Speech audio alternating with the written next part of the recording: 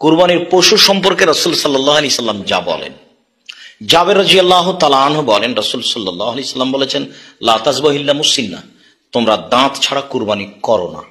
সম্মানিত দর্শক মণ্ডলী, দাঁত দেখে কুরবানি করতে হবে এ কথাই ঠিক।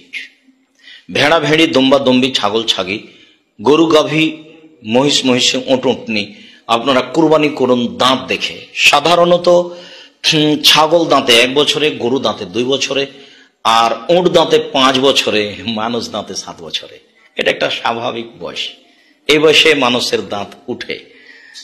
তো আপনারা সামনের দাঁত দেখে, দুধের দাঁত উঠে গেছে, তারপরে দাঁত বের হচ্ছে, এরকম প্রাণী আপনারা কুরবানি করুন।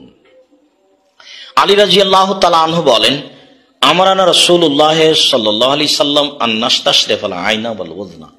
রাসূল সাল্লাল্লাহু আলাইহি সাল্লাম আমাদেরকে আদেশ করেছেন কুরবানির চক্ষু দেখে নিতে এবং কান দেখে নিতে।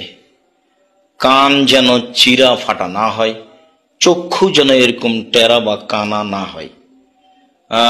কান সামনের দিক থেকে ছিদ্র বা চিরে আছে, বা পিছনের দিক থেকে ছিদ্র বা ফেটে আছে, এরকম হলে নিতে হবে না।